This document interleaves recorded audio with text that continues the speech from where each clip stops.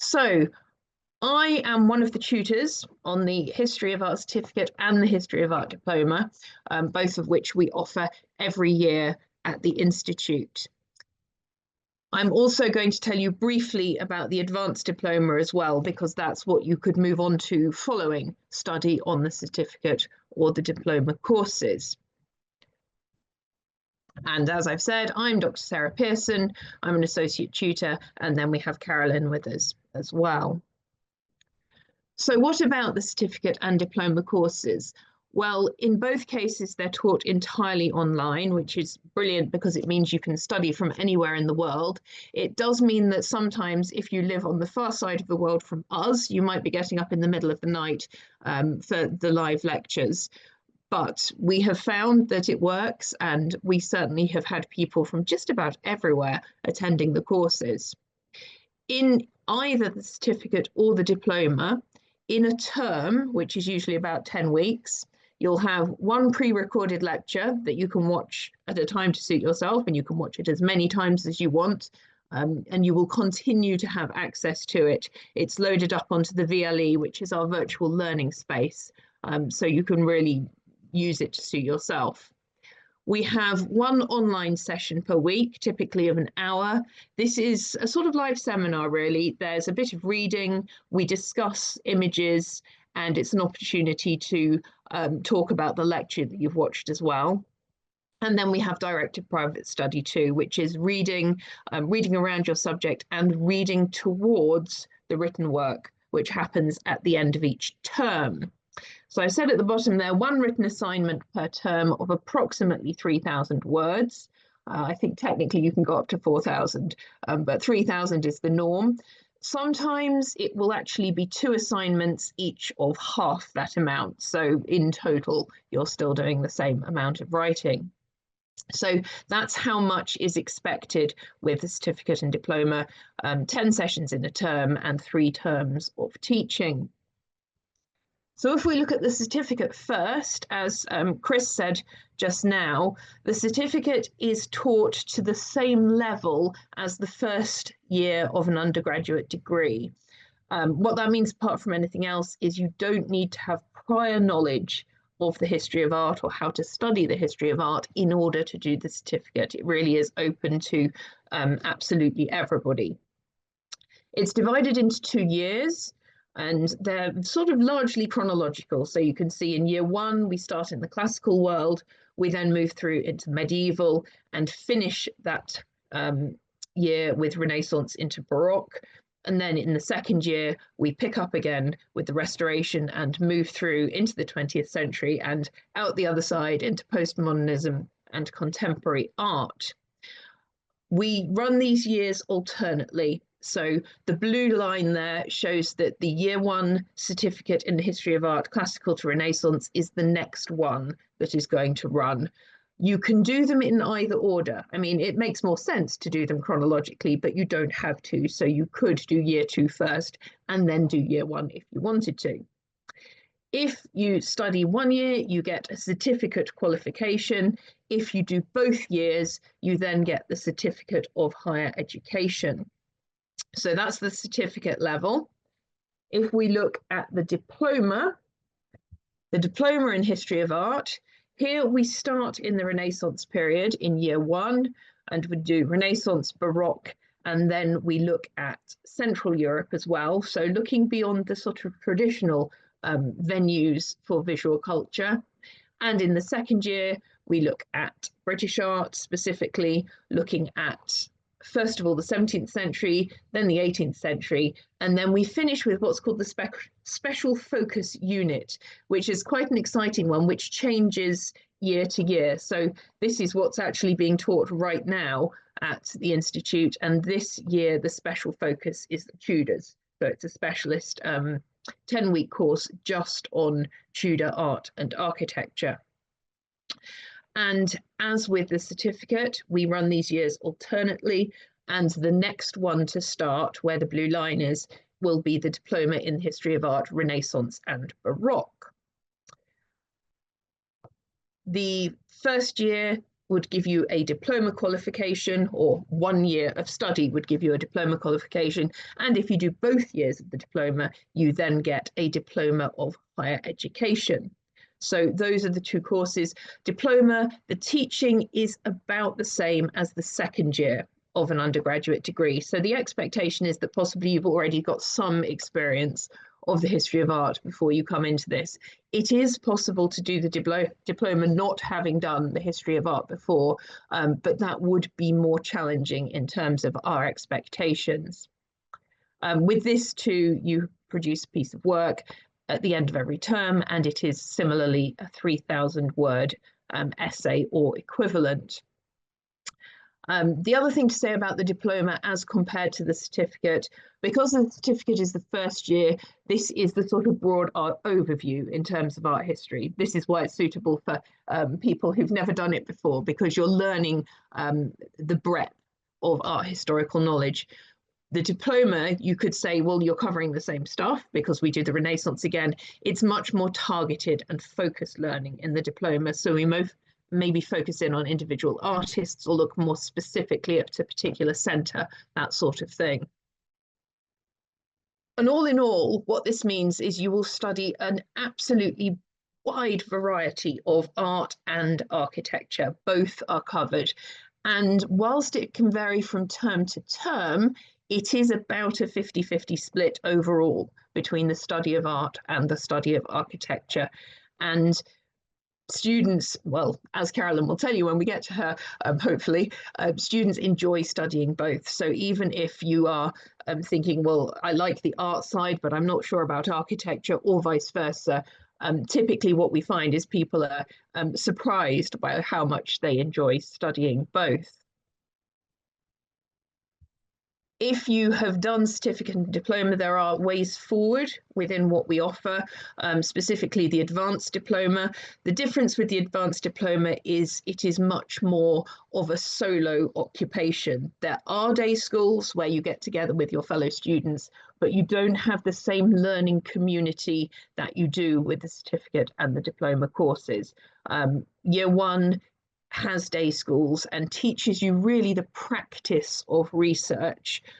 So you have 3 different exercises to build up your skills as a researcher, and that feeds into year 2 when you do a single research project. This is a research project of 10,000 words. It's like a mini thesis, really. So if there's something that's always fascinated you, it's your opportunity to really focus in on that and produce something which is incredibly interesting and also novel. The idea is that you're looking at a subject in a new way or asking a new question.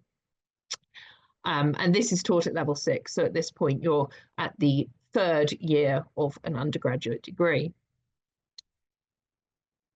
So I think I've probably said quite a lot of this already. Certificate, you don't need prior experience. The diploma, it's better if you have it, but it is not an absolute requirement. Why do it? Well, art history, I think, is a wonderful subject because it offers so many different possibilities. Critical thinking, we are encouraged from the outset to think in a critical way about what we look at and about what we read, about the sources which surround our artworks. Visual literacy, we study iconography, we look at different ways of interpreting imagery, and cultural understanding is, of course, because artworks, sculpture, architecture too, are all products of a culture, and it's a window really into understanding that. So we have insight into history, creativity, cultural expression, all of these things coming to the fore. And I think it's a wonderful subject because of this breadth. It can lead into so many different things. Depending on where you choose to study, it can also build your knowledge of language. I, for example, focus on Italy, so I've had to learn Italian. We're not expecting you to learn a language at certificate or diploma level, so don't worry.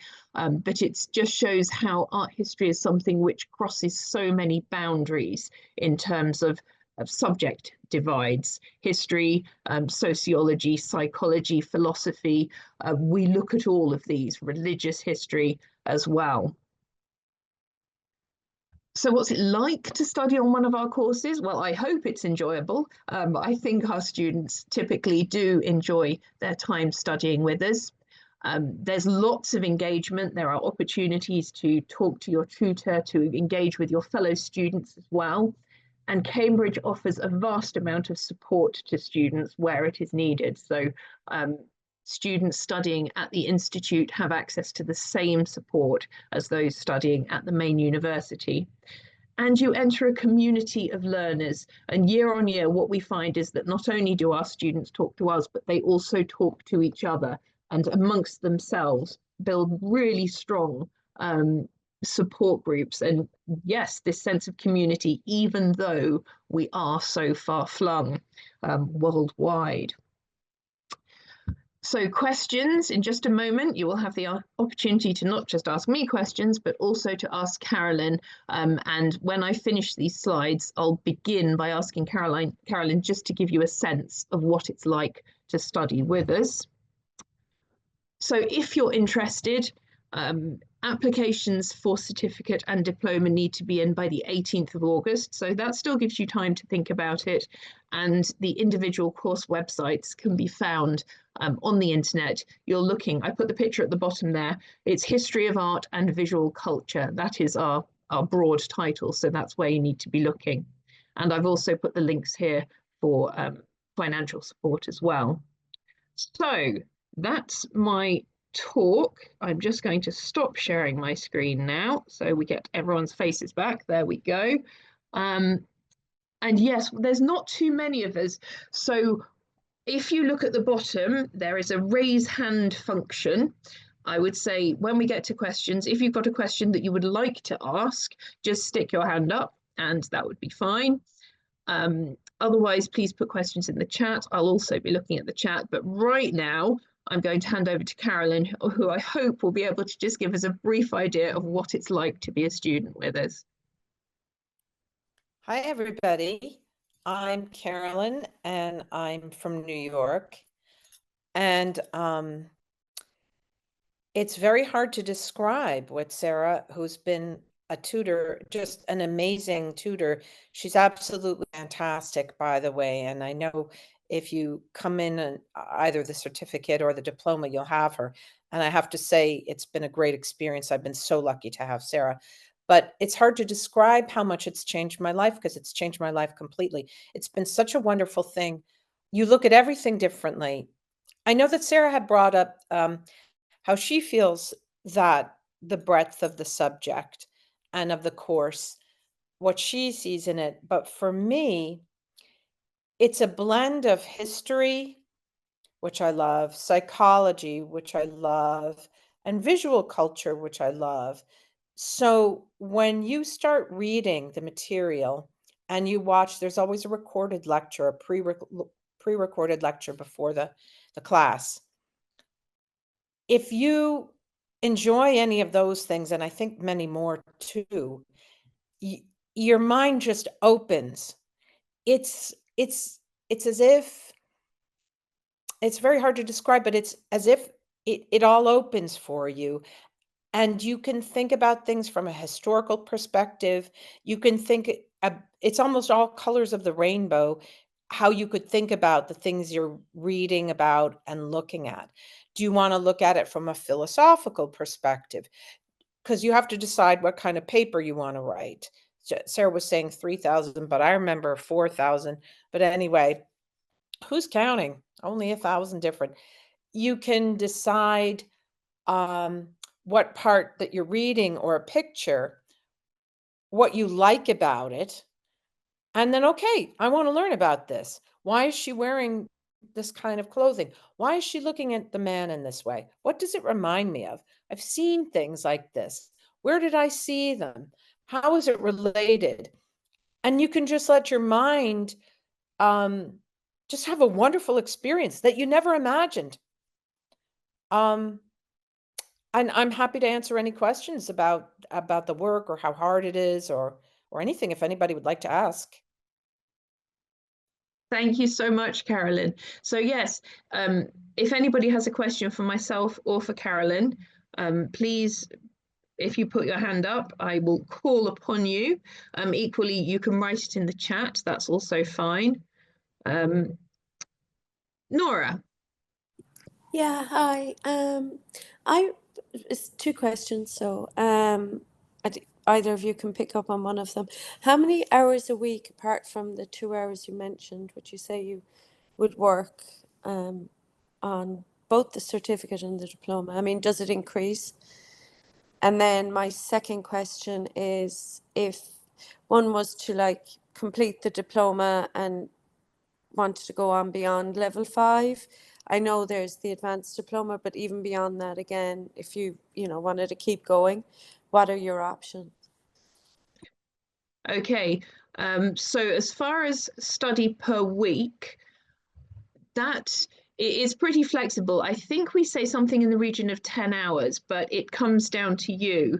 We supply a text every week and some images that we ask you to look at and consider, and then there's private reading on the side.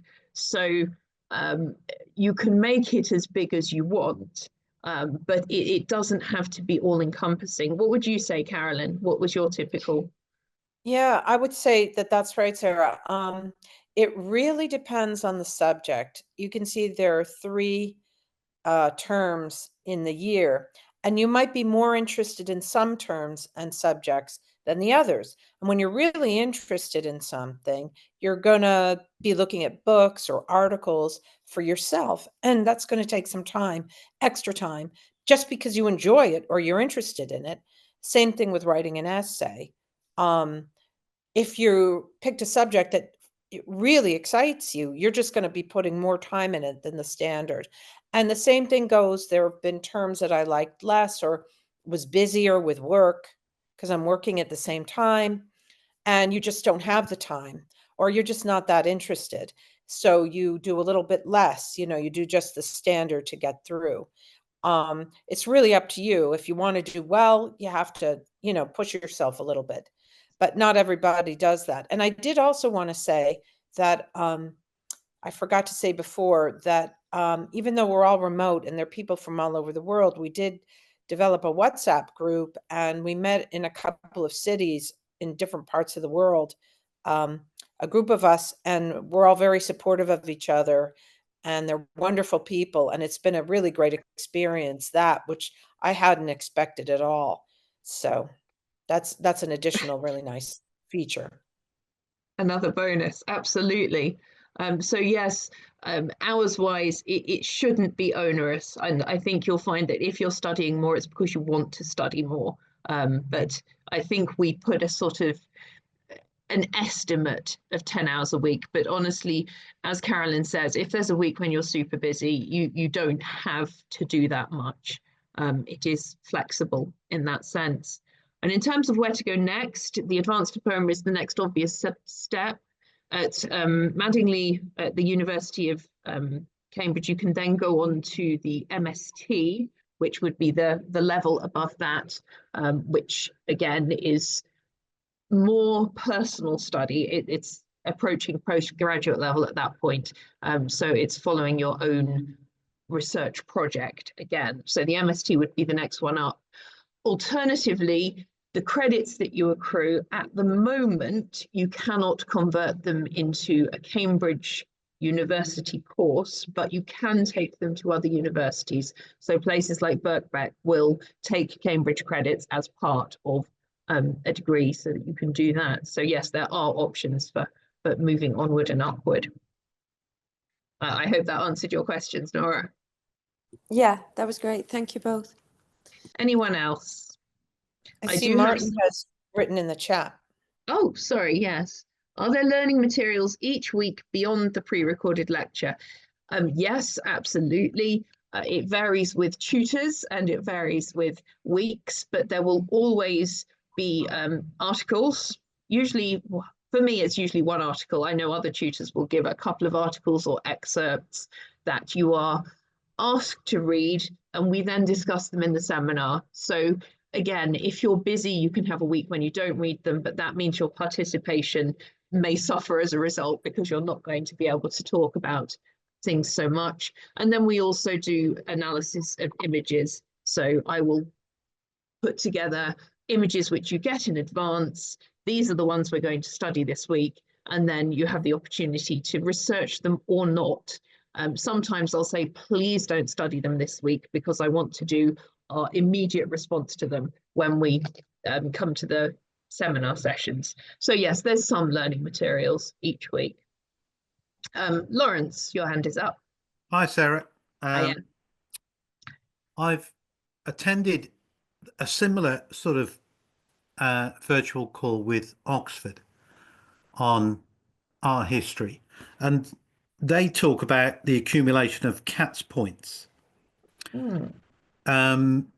So is this different? So I saw that the initial there was a matrix shown very early on by might have been Martin, I don't know, about the CATS, about the points accumulation. So you've got 60 for a certificate and then 120 for the Cert HE. So if I applied for the certificate, would I need to accumulate 60 CATS points, or a CATS points? They're not something that Cambridge. No, it's not a term I know, but I'm thinking that's probably the equivalent of what we call credits. A credit, So, yeah, yeah. yeah. Which is what I'm beginning to understand. You've just mentioned credit on the last conversation, and I'm beginning to sort of equate the two. Okay. So there is a with Oxford, you can choose. You can do a summer school and you can choose certain subjects which will give you more CATS, more credits. But that's like a sort of shotgun approach. Is this more formulaic? So unit 1 is about classical. And is there a set sort of study? You can't sort of pick and choose.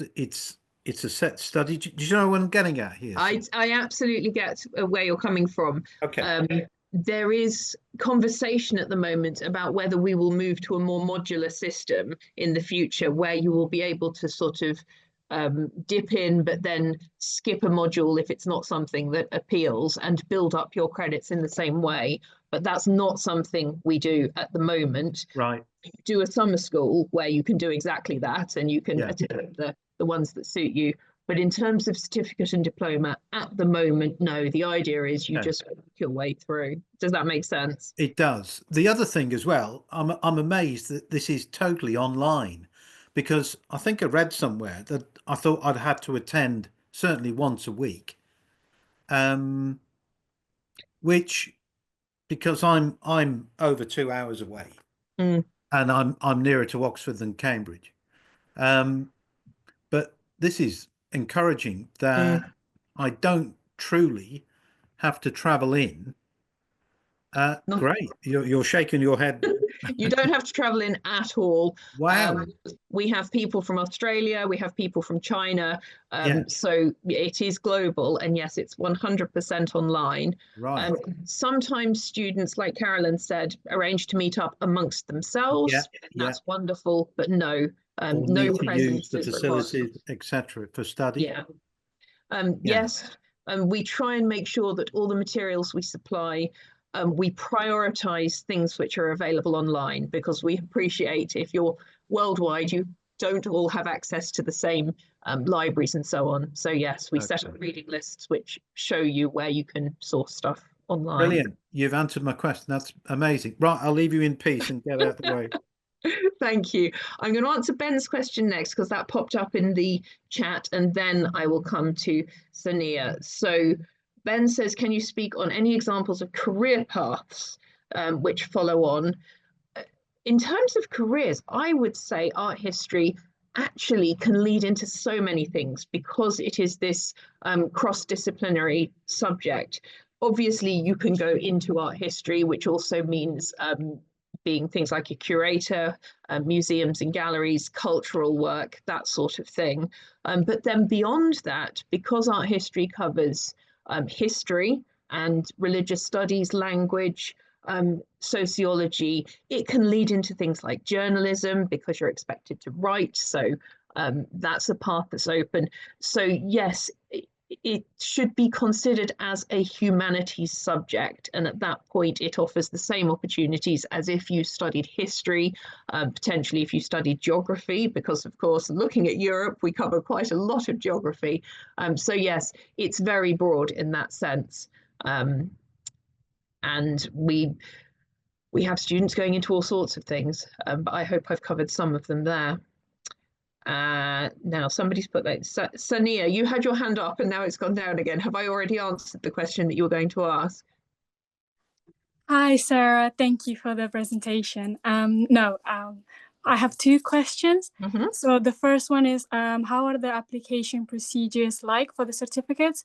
And the second one, would you advise that once we've gotten our certificate, for example, that we should apply for a postgraduate level of art history? Because I've just recently graduated, but like from IR, International Relations, and I took some modules on art history, and I fell in love.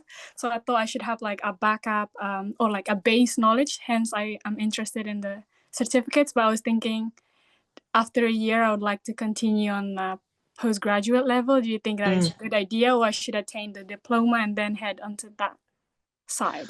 Thank you for listening. That was a lot. No, that's absolutely fine. I'll answer part two, and then I'm going to ask Carolyn to talk about what her application was like, because I've never actually applied for it, so I don't know. But in terms of which to choose, if you've already got some experience of art history, you might want to go in at diploma level, which you could. If you think the certificate would offer more what you want, that's absolutely fine. And yes, we have had people who've jumped from certificate into a higher subject. For the advanced diploma and beyond,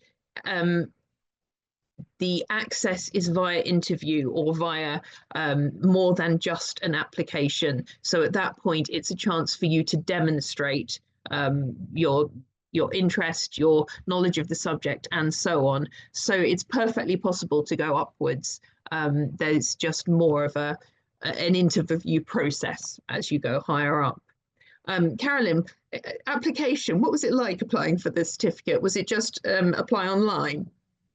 Yes, it was apply online, and you had to, you just had to describe what kind of education you've had and so forth. They ask questions, and basically it's mostly tick box and so forth, although you did have to have a recommendation from somebody. It was not onerous at all. Okay, thank you so much. Yeah, you have to write something, but it was very short. I don't even remember what I wrote. Okay. Thank you. Thank you both. No problem. I see a couple of questions have popped up in the chat, so I'll take those next. We've got, is there a participant limit for the course?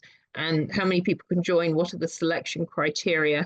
If we're talking certificate, it is pretty open. As long as you have the required level of English and want to study it, I think it's, that's as much as is necessary.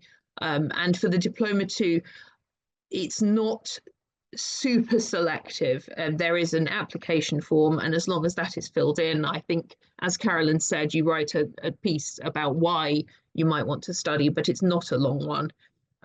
In terms of how many people can join, we don't have technically an upper limit for participants. I think the most I've had in a single group is 35, and that was a big group. If we know it's going to be enormous, over 35, what we would probably do is split into two groups. So we would have an A group and a B group, purely because if you're teaching online and there's too many people, it's really not terribly workable. We want students to be able to have discussions. We want to have a seminar with lots of active voices. And for that to happen, we need to limit how many people are in a single session. So as I say, 30, 35 is completely doable. But if it was 60 people applying, we would probably run 2 sets of 30 rather than anything else. And then we've got, does the certificate offer placements or career opportunities, internships at museums, galleries, archives, and heritage sites. I wish we did, because that would be absolutely fantastic. We would certainly encourage you to pursue any of those things, and we would be able to write letters in support of such things. But no, we don't offer that as part of the course at present, sadly. Okay, any other questions? I'm not seeing hands at the moment. I've got a couple that were sent through in advance, so I'll look at those, but please, if anything else occurs to you, do put your hand up. So already sent in via email, we've got, does the course explore non-Western art traditions as well as European and American art? Which is a really good question. And although we do predominantly look at European art, we are at the moment endeavouring to broaden what we look at. So in the diploma in particular, we have gone wider. We have a session on South American art and architecture. We look at the way the Baroque manifests in China, and we look at Chinese art in the Baroque period. So whilst we are still largely looking at European art, yes, the idea is that we go broader when we can, because it's wonderful where we can bring in beyond European. Carolyn. Don't forget the whole South American Baroque. Indeed, yes. A very That was popular one of the, feature, that one. yeah, it was an incredibly interesting, vibrant and fabulous topic, I found, and you taught it really well. Mm. And what we find is that students are surprised by the things that they get passionate about, because a lot of people, when we start the Baroque, are really not keen on the Baroque, and by the end we have a very different sensation. So we managed to change opinions on that one. I've got, what kind of resources, digital archives, museum partnerships are available for studying artworks? As I was saying before, we are very aware of the fact that with online learning and with a global student body, it's really important that no one is disadvantaged because of where they are. If you're in the middle of nowhere with no big museum or library near to you, we do not want that to be a problem. So as part of your learning, you have access to the VLE, which is the virtual learning environment, and it's a website which has all of the teaching materials on it. And onto that, we put additional resources as well, including a reading list, which, as I was saying, prioritizes and indicates online materials. So the idea is that as much as possible, we're giving you material which is available wherever you are. We also provide links to galleries and museums and relevant other materials, teaching videos, this sort of thing. And that builds up over the course of each term, and you continue to have access to it, I think, for 2 years after you've finished your course. So it's something that you really can continue to make use of. Does the course provide guidance on further study, postgraduate research, or specialization in curatorial work? The course doesn't in the normal run of things, but what tends to happen is where people have interests like that, they come to us, the tutors. There's myself, there's a number of panel tutors, and then there's our academic director, Lydia, and all of us are happy to provide more personal advice and support where we can. And we encourage students to get in touch with us if they have those sort of interests, to see what we can suggest and recommend. I've got, can students pursue practical art criticism and curation projects within the diploma course? And in the diploma, the answer is yes, because we are changing our assessments there to try and make them to try not to just make you write an essay every term. That is still a possibility. Students still can write a single essay every term if they want, but if they don't want to, we offer one assessment where we encourage you to put together a virtual exhibition within the overarching topic of the Baroque, So students can select artworks and say why they would have them in their exhibition. We also have a strong focus on visual analysis, so we encourage that kind of art criticism as well. So yes, we are trying to broaden it out. I think, oh, there's stuff coming up on the chat, but I think that's all sorting itself out. That's the supply of email addresses and so on.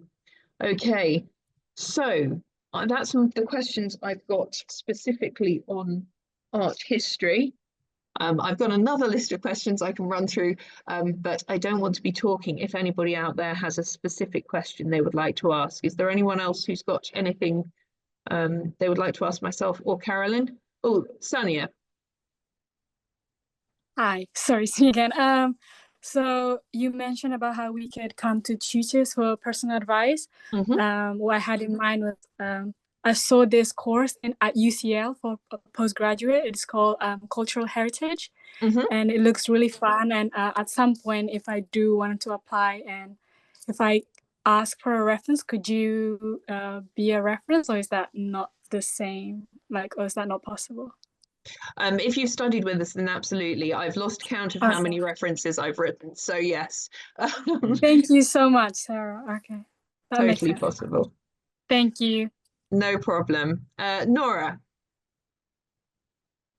Hi, sorry. I'm just curious, as a student, can we, on our own time or whatever, access, say, the library at Cambridge, if we wanted to sit down and touch and feel what we wanted to read, as opposed to do it all online?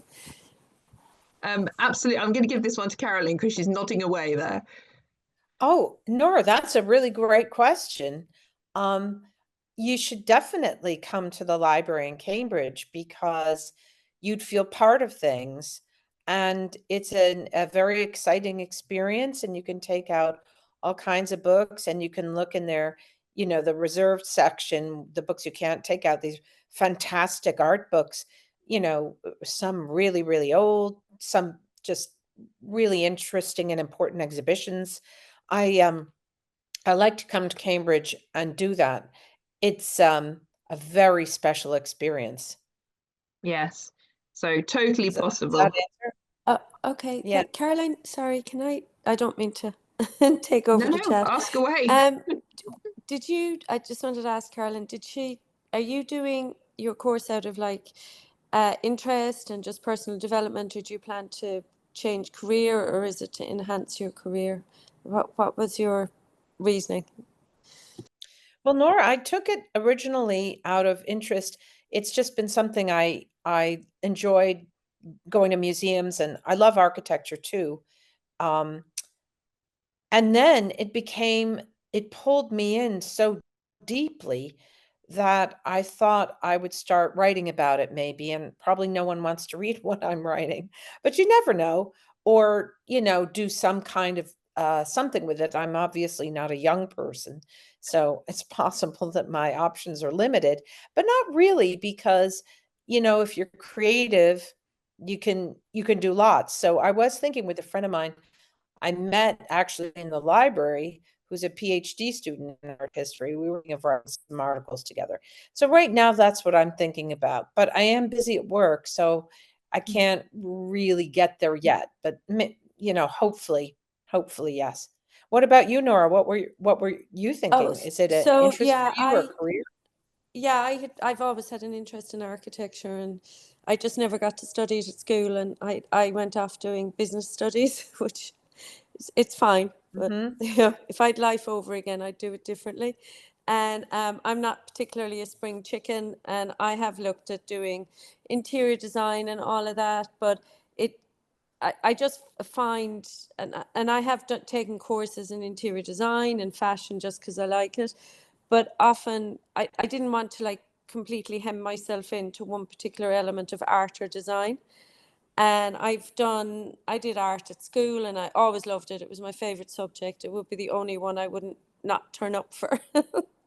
So, because you can kind of just be yourself in there.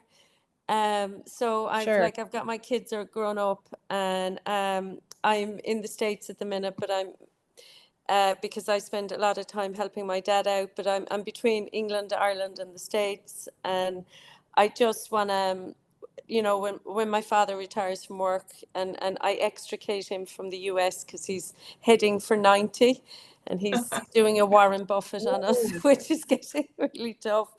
I just want to have something for myself that I've done, that I've enjoyed, and I may use as a second career, even if I just end up teaching people, because if I really like something, it's just, you know, it's easier to pass on knowledge to people, because you do with energy and aplomb and everything, and you're just so excited. So Yeah, exactly. you know, That's exactly yeah. right. That's why I did it. My son went to university, and so I thought, oh, why don't I do something now for myself? And it was the best thing I ever did. And it's sort of what Sarah was saying before. It really applies to you. So you can, if you really like some architecture in a certain period, you can write about that and you can read about that. And Sarah does a lot of architecture. She's very interested in that, and she's a fantastic teacher. And I did Ireland, actually, Irish Palladian architecture, and it was so exciting and interesting. And then I like fashion also. What I'm just saying that, and then I did a essay and did a lot of reading on the Spanish. Remember, Sarah, these virgins, virgin paintings. They really cared deeply in South America about how they dress them. It was, you know, a very niche subject, but absolutely fascinating. So that's what I meant by it opens your mind. If you're interested in something, it's very likely that you can pick up books on it, and you can ask for articles and fit it within the topic of a question, you know, whether that's fashion or architecture, or any other, you know, if you love flowers, you can probably write about, you know, botany or something like that as in art. That's why it's such a wide and fabulous subject. Yes, and we do try to offer questions which can be widely interpreted. So when it comes to essay writing, we try not to be too prescriptive.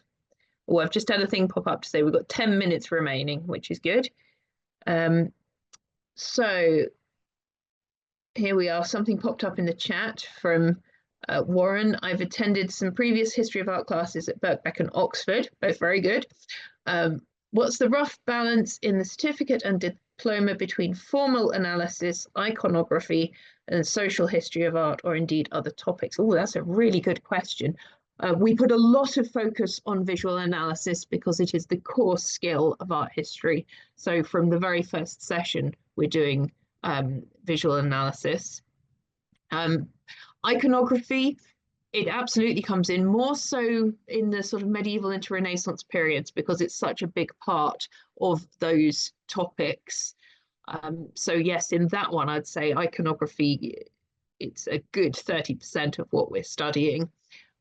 Social history of art, in each session, we're looking at the why this image, what is happening in the world at this point to cause this image to be painted in this way. So for example, when we look at the Dutch Golden Age, which is the art of the Dutch Republic, in the sort of 17th century, it's all about the social history and the fact that Holland, or the Netherlands, has just become this new country, and their art celebrates this change in status. And then they've got a new religion as well. So we look at the religious history.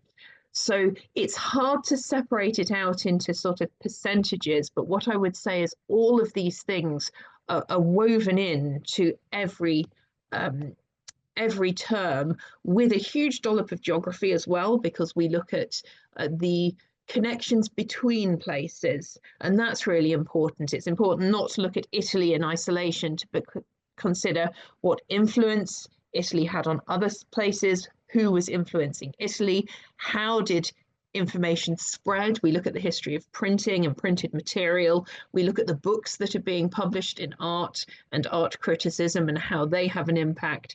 So it really does, in every term, it covers a lot of different topics. Quite definitely. Anybody else got a question? We've probably got, I talked for quite a long time there. That's probably about 5 minutes left now. if there's no final questions from anyone, I'll refer to the sheet of important questions that I've got here. I think it is important. I've been saying that, yes, we try and prioritize online resources. One question was, I'm interested to know how it works for library access. As a student with us, you have access to Cambridge University Library, which is not just in the flesh. As Carolyn said, it's great to go there if you're physically in the country, but it also has massive online resources. It has a system called iDiscover, which gives you full text access to a lot of books, journals, all sorts of things. There's also the possibility, if there's something you desperately need and can't find it, you can order it. And in some cases, it's possible to have a physical copy made for you. So yes, there's lots of possibilities there once you've got access to the university library. Are you eligible for a student card is another one that's come through. And yes, absolutely. If you are studying on our certificate or diploma courses, then you are eligible for a Cambridge University student card, which gets you all sorts of useful things like discounts in the university bookshop. And I think you can get into the botanical gardens as well, again, if you're physically in Cambridge. Can you take 2 subjects at a time? I salute anybody who is considering taking 2 subjects at a time. Technically, yes, you can. I think you would have to be certain that you have the time to be able to do that. I have one student at the moment who is actually doing 2 courses and doing them very well, but it would certainly be one to have a conversation with us first. If it's something that you're thinking about doing, just to make sure you're aware of quite what a challenge you're taking on in that respect. What about if English isn't your first language? That's one I've had through. If it's not your first language, then you will require, as part of your application, to do a proof of English language proficiency. And that will all be explained to you by the enrolment team. So that's just because we don't want you to miss out on teaching because the level of comprehension isn't quite there. That's why we ask for it.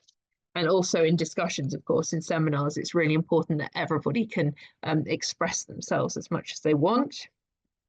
Oh, look, 5 minutes left. I've got, do you have support for people who are new to using the VLE and online teaching technology?